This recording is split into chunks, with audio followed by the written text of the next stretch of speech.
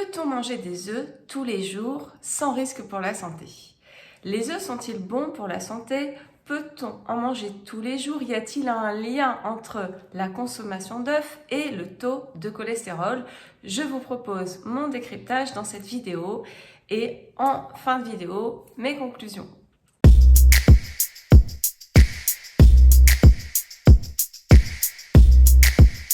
Bonjour à tous, je suis Florence Pignereau-Ortolan, naturopathe praticienne en micronutrition. Dans ces vidéos, je vous propose mes décryptages, mes analyses de certains sujets alimentation, santé. Bienvenue dans ma lettre si vous ne l'avez pas encore rejoint et également sur mes réseaux sociaux où je partage d'autres informations santé. On va voir que les œufs sont riches en beaucoup de choses, vitamines, oligo-éléments, antioxydants, mais avant tout, je tenais à parler de la qualité des œufs qui ne sont pas tous égaux. Les œufs de batterie n'auront pas les mêmes qualités nutritionnelles que des œufs issus de poules qui ont couru, qui ont été en plein air, qui ont pu avoir accès à l'herbe, et puis selon la qualité de l'élevage. Parce que ça dépend aussi de comment on nourrit les poules, et c'est comment on nourrit les poules qui va faire que les œufs seront intéressants ou pas en valeur micronutritionnelle et nutritionnelle. Et pour tout ça, il y a un moyen simple pour s'y reconnaître, pour savoir si les œufs sont de batterie, pas de batterie, si les poules ont eu un espace pour courir ou si elles sont entassées dans des conditions ignobles. Eh bien, vous avez les numérotations, vous savez les numéros. Donc, je vous partage des liens, allez voir, vous déroulez sous la vidéo dans la description. Je vais vous partager des liens pour reconnaître avec des grilles, des tableaux. Vous allez comprendre, il y a les œufs 3, les œufs 2, les œufs 1, les œufs 0. Les œufs 3, c'est les œufs de batterie avec vraiment des poules entassées complètement, qui n'ont plus aucun muscle, qui sont souvent nourries vraiment au rabais pour tirer sur les coûts, les prix, les marges. Et donc, ça ne sera pas les meilleurs œufs. Et en plus, à côté de ça, il y a la souffrance animale qui est derrière. Mais ça, c'est le point de vue de chacun. Et puis après, vous avez les œufs 2, les œufs 1, les œufs 0. Les œufs 0 étant les mieux en termes de nourriture, en termes de bien-être animal. Et donc de teneur en vitamines et oligo-éléments des œufs. Et puis vous avez aussi des labels comme, alors il y a le label rouge, je vous mets tous ces liens qui est intéressant, et le label bleu blanc cœur, je ne sais pas si vous connaissez, c'est ce qu'on appelle les filières oméga 3. C'est des filières qui vont nourrir les animaux en enrichissant l'alimentation avec des sources d'oméga 3, le lin, la luzerne, et ça va faire que les œufs vont avoir des acides gras intéressants en oméga 3, riches en oméga 3. Attention aussi aux faux œufs de ferme. Vous savez, dans certains marchés, on va voir des stands où il y a marqué œufs de ferme, il y a de la paille qui est mise, il y a des plumes qui sont ajoutées vraiment pour donner l'impression que les œufs viennent d'être prélevés dans une ferme. Et parfois c'est pas vrai. Je dis pas que c'est pas vrai à chaque fois, mais dans certains cas, si vous regardez le numéro, justement, vous allez voir que c'est des œufs numéro 3. Donc c'est pas des œufs de ferme. Donc attention, restez vigilants et vérifiez. Grâce à ce numéro, c'est facile. L'œuf est un super aliment. Il contient beaucoup de vitamines. Il a notamment de la vitamine A sous forme assimilable qui est le rétinol, donc ça fait un aliment intéressant pour sa source de vitamine A, un petit peu de vitamine D, toutefois cela ne sera pas suffisant pour vraiment des apports quotidiens, de la vitamine K, de la vitamine E, de la vitamine B2, B5, B9, B12, donc on voit qu'il y a plein de choses intéressantes dans l'œuf. Et en oligo-éléments, il contient du sélénium en belle quantité, du zinc, du phosphore, du sodium, c'est pas ce qu'on recherche le plus mais il y en a un petit peu, du potassium, en revanche ça c'est intéressant, et du fer. Et encore une fois, ces teneurs dépendent de la qualité de l'œuf, donc de la culture qu'il y a derrière, de l'élevage qu'il y a derrière. Le jaune d'œuf contient 2 antioxydants de la famille des caroténoïdes, c'est ce qui donne la couleur jaune au jaune d'œuf, la lutéine et la zéaxanthine. Et ces antioxydants donc vont avoir plein de bienfaits dans notre corps pour lutter contre l'oxydation, donc l'inflammation, le stress oxydant des cellules, et aussi particulièrement pour les yeux, pour protéger le vieillissement de l'œil et toutes ses conséquences sur la cataracte, le DMLA. Le jaune d'œuf est également riche en choline. C'est un neurotransmetteur qui intervient dans tout ce qui est fonctionnement du cerveau, donc, et puis capacité cognitive, concentration, bien-être émotionnel. Et puis la choline, elle intervient dans le processus de méthylation et aussi donc dans un des processus de détoxication hépatique, c'est-à-dire au niveau du fonctionnement du foie. Pour la méthylation, c'est un processus biochimique vital dans l'organisme qui intervient dans l'ADN, qui intervient dans l'équilibre hormonal, justement la synthèse des neurotransmetteurs, le sommeil, la digestion, etc. Je vous propose, si ça vous intéresse, d'aller voir ma vidéo sur la vitamine B12 où je parle de la méthylation. Parlons à présent de la teneur en protéines des œufs. L'œuf est une excellente source de protéines, particulièrement le jaune qui va contenir des acides aminés essentiels et particulièrement tous les acides aminés essentiels. Alors qu'est-ce que c'est les acides aminés essentiels? Vous connaissez probablement ou peut-être pas. Ce sont des acides aminés qui sont importants pour le fonctionnement du corps mais que l'organisme ne peut pas synthétiser, donc on doit prendre dans l'alimentation et qu'on ne retrouve pas forcément dans toutes les sources de protéines. Mais là, le jaune d'œuf, ça en fait un super aliment parce qu'il contient tous les acides aminés essentiels. Donc vraiment intéressant de ce point de vue-là. Mais je voulais attirer quand même votre attention sur le taux de protéines des œufs. Beaucoup de gens considèrent que en mangeant 2 œufs par jour, ça suffit en apport de protéines par jour.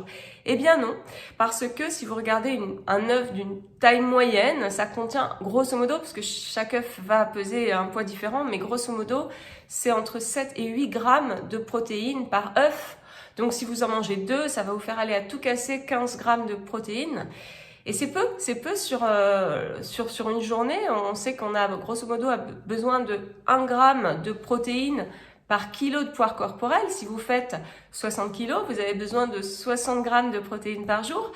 Alors bien sûr, dans ces 60 grammes, il y a tous des aliments contiennent plus ou moins des protéines, mais souvent en petite quantité. Par exemple, les céréales complètes en contiennent, les légumineuses en contiennent, les oléagineux, les graines en contiennent.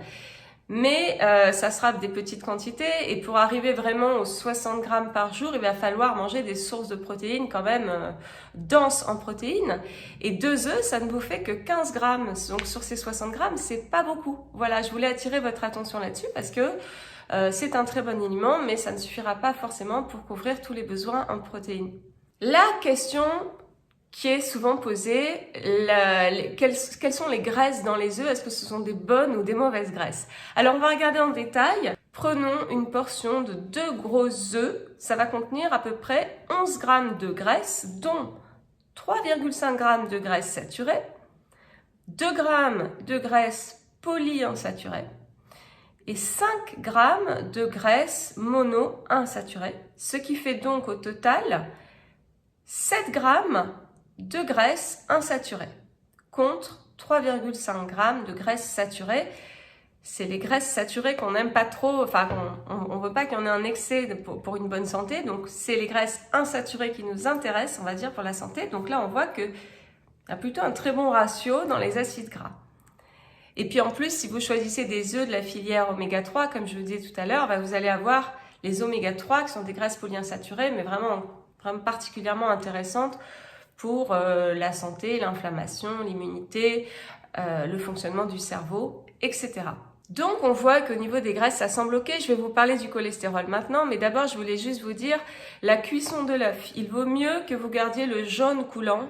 Ça va préserver déjà plus ses vitamines, ses oligo-éléments, mais aussi ça va préserver ses acides gras. Parce que les acides gras polyinsaturés sont fragiles à la cuisson, ils s'altèrent. Donc on garde une cuisson plutôt light, on va avoir un jaune coulant. En plus c'est très bon, je ne sais pas si vous aimez. Mais donc ça sera mieux pour votre santé. Alors parlons maintenant du fameux cholestérol. En effet, les œufs contiennent des triglycérides, des phospholipides et du cholestérol. Et à partir de là, une croyance a longtemps sévi, et je crois qu'elle sévit encore malheureusement, selon laquelle on ne doit pas manger plus de 3 œufs par semaine, sinon on va faire lever son taux de cholestérol. Mais aujourd'hui, cette croyance est complètement remise en question. Regardez un petit peu sur Internet, je n'affirme rien. Alors je vous mets des études, scientifiques en description. Pour toutes les personnes qui détruisent un petit peu, disant oui, vous racontez des bêtises, etc., allez voir, moi je n'invente rien, je vous mets les études, comme ça vous verrez. Je vous mets le lien notamment sur une méta-étude qui a été faite sur des milliers de personnes et qui a montré que visiblement il n'y a pas de lien entre une forte consommation d'œufs et le taux de cholestérol. Et quand on regarde un petit peu le taux de cholestérol, en fait, il n'y a que 20% qui vient de l'alimentation. Tout le reste du cholestérol, c'est fabriqué par l'organisme. Et la métabolisation du cholestérol, c'est-à-dire en fait le tri, on enlève le mauvais cholestérol, toute cette métabolisation, elle est faite par le foie et on va voir que la thyroïde est en jeu là-dedans. Et pareil, je vais illustrer mes propos avec des analyses, des études. Et puis on se souvient que l'œuf contient de la choline qui participe à la méthylation et à la détox hépatique, donc ça devrait s'équilibrer, surtout que des œufs contiennent un taux de cholestérol tout à fait correct et pas du tout excessif. De toute façon, dans le cholestérol, ça aussi vous pourrez regarder, ce qui pose problème, c'est l'oxydation du LDL. Si vous avez du LDL et du HDL en belle quantité, c'est plutôt bien même pour votre corps. Mais si vous avez un LDL qui s'oxyde, c'est là qu'il va y avoir donc un risque pour la santé parce que ça va faire les plaques d'athérome et tout le risque cardiovasculaire que ça implique. Et cette oxydation du LDL, elle a des mécanismes qui sont liés au stress oxydant, c'est-à-dire l'oxydation dans votre corps. C'est par exemple, si vous mangez beaucoup d'œufs mais que vous ne mangez pas du tout de végétaux et que vous avez beaucoup d'oxydation, vous serez plus à risque. Donc c'est dès lors que vous avez une alimentation équilibrée, que vous consommez beaucoup d'antioxydants, des sources d'antioxydants, donc grosso modo les couleurs des fruits et des légumes et des épices, et que vous faites attention à avoir une alimentation équilibrée. Vous allez limiter le stress oxydatif dans votre corps et donc vous serez moins à risque d'oxyder votre LDL. Et puis on sait aujourd'hui que la fonction thyroïdienne est impliquée dans ce métabolisme du cholestérol. Et pareil, je vous mets des études, vous verrez qu'il y a des études qui ont prouvé que la faiblesse de la fonction thyroïdienne, alors ça peut être une hypothyroïdie franche, mais ça peut être aussi simplement une paresse de la thyroïde, une insuffisance d'hormones thyroïdiennes, va avoir comme impact une élévation du taux de cholestérol. Ça, j'en ai déjà parlé dans d'autres vidéos et je vous mets des études, comme ça vous pourrez voir que je n'invente pas tout ce que je vous dis.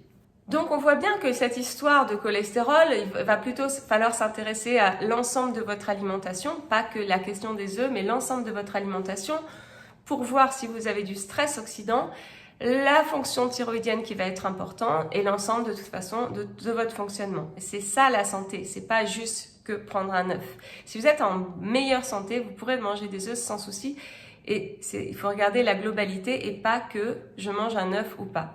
Je terminerai sur l'œuf et histamine pour certaines personnes que ça concerne, voir ma vidéo sur l'intolérance à l'histamine. Certaines personnes dégradent mal l'histamine contenue dans les aliments. Le blanc d'œuf contient de l'histamine et donc ces personnes-là peuvent, si elles consomment trop d'œufs ou du blanc d'œuf, avoir des signes divers et variés comme des épisodes de diarrhée, des boutons, des plaques, de l'urticaire, des coups de fatigue, des vertiges, des troubles de la concentration. Vous voyez, je ne vais pas rentrer dans les détails, mais voir si ça vous concerne un petit peu, ma vidéo sur l'intolérance à l'histamine. Alors, pour vous donner mes conclusions, ne vous privez pas d'œufs de bonne qualité, choisissez bien vos œufs, cuisez-les avec un jaune coulant, mangez-en aussi souvent que vous souhaitez si vous en avez envie, dès lors que vous consommez beaucoup de végétaux et vous avez une bonne hygiène de vie. Cela vous fera du bien, cela vous apportera des vitamines, des oligo-éléments, des neurotransmetteurs, donc c'est intéressant pour votre santé. Mais c'est sûr que si vous avez un taux de cholestérol très élevé et que la stratégie de votre médecin c'est de limiter au maximum les sources de cholestérol, vous pourriez ne pas en manger trop souvent dans ce cas précis, mais c'est vraiment des cas extrêmes. Et enfin, ne comptez pas que sur 2 œufs par jour pour votre apport en protéines. Voilà, j'espère que ça vous a plu. J'attends vos commentaires. Est-ce que vous mangez des œufs? Est-ce que vous aimez les œufs? Comment vous les mangez? Quelles sont vos recettes? Vos plats, coques, omelettes. Et puis on se retrouve la semaine prochaine pour un prochain sujet. Prenez soin de vous.